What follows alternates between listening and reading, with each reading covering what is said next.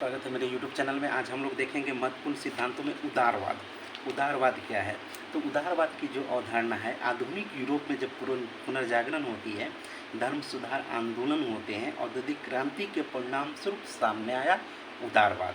तो उदारवाद में धार्मिक अंधविश्वासों और संकीर्णताओं पर आधारित अपने पूर्ववर्ती विचारों की आलोचना करते हुए राजनीति का लक्ष्य व्यक्ति का उत्थान बताया है। इसके लिए व्यक्ति के जो प्राकृतिक अधिकार एवं मूलभूत स्वतंत्रता को सुनिश्चित करने पर जोर दिया जाता है।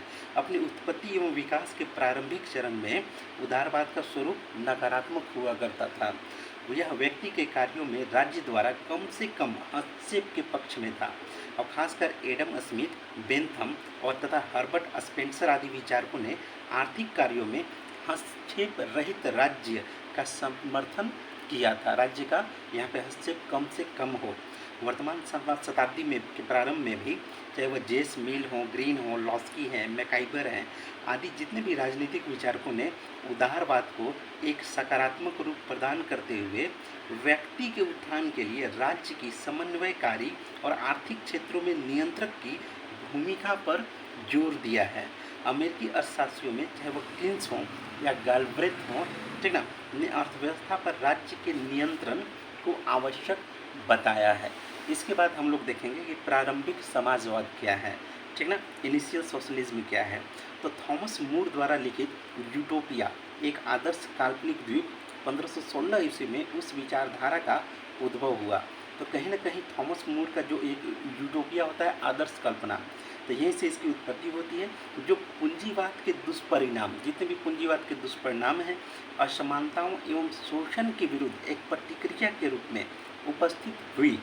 समाजवाद शब्द का प्रथम प्रयोग जो है रॉबर्ट ओवेन द्वारा 1833 में पुअर मैन्स गार्जियन, लंदन में एक पत्रिका थी पुअर मैन्स गार्जियन, इसमें किया था।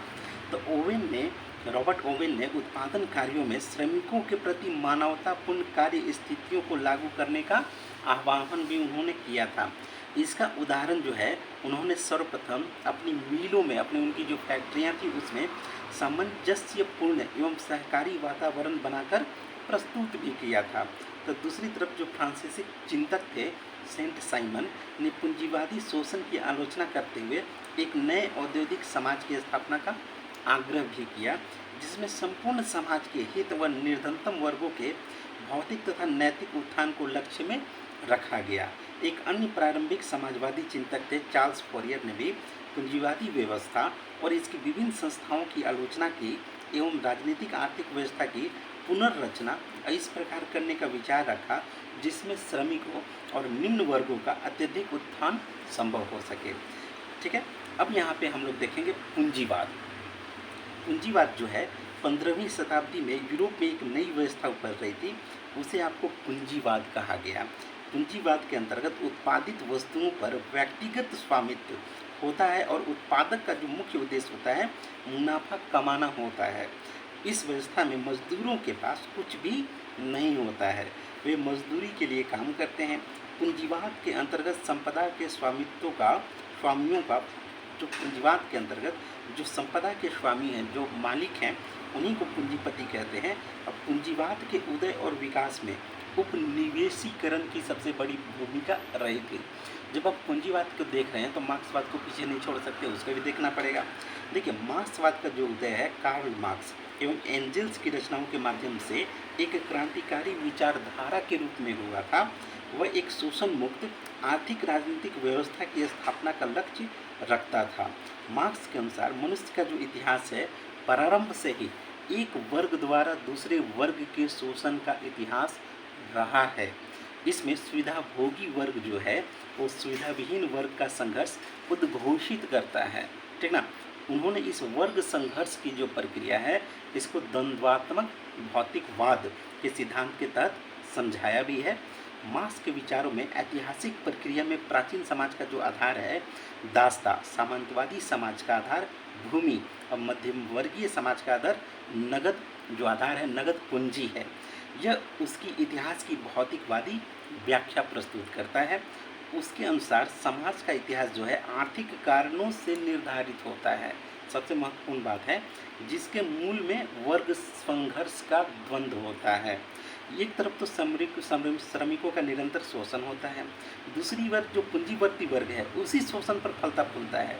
और मार्क्स के अनुसार इसी पूंजीवादी शोषण में पूंजीवाद के विनाश और नई व्यवस्था के निर्माण के बीच छिपे होते हैं। मार्क्सवादी जो सिद्धांतों के आधार पर ही 1917 ईस्वी में बोल्शेविक क्रांति के फलस्वरूप सोवियत समाजवादी गणराज्य संघ की स्थापना भी हुई थी। 1949 में चीनी क्रांति के फलस्वरूप जनवादी चीनी गणराज्य का भी उदय हुआ था। 1980 के दशक के अंतिम वर्षों में विकट आर्थिक समस्याओं और राजनीतिक विभेदों के कारण साम्यवादी व्यवस्थाएं जो है बिखरने लगी थी, लड़खड़ाने लगी थी। 1991 के अंत तक सोवियत नेताओं ने साम्यवाद की निंदा करते हुए स्वयं सोवियत संघ से के विघटन के मार्ग को यहाँ प्रस्तुत कर दिया था। ठीक ना, ये चीज़ें वर्तमान समय में भूतपूर्व सोवियत संघ के विभिन्न भाग जैसे मध्य एशियाई गणराज्यों, ठीक ना, जिसमें कजाकिस्तान, किर्गिस्तान, तुर्कमेनिस्तान ये सब आते हैं, यूरोपीय स्वतंत्र राष्ट्रों के राष्ट्रकुल के रूप में अवस्थित हैं। जैसे यूरोपीय स्वतंत्र राष्ट्रों के राष्ट्रकुल में पोलैंड है, बेलारूस है, यूक्रेन है, ये सारे देश आ जाते हैं। ये भी इनका भी निर्माण USSR union Soviet socialist Republic के विघटन से ही हुआ था। दूसरी तरफ चीनी साम्यवादी व्यवस्था में भी आर्थिक उदारवाद संबंधी महत्वपूर्ण परिवर्तन लाए गए। ठीक है, अब आज इतना ही। लाइक कीजिए, शेयर कीजिए और सब्सक्राइब जरूर कीजिए। Thank you.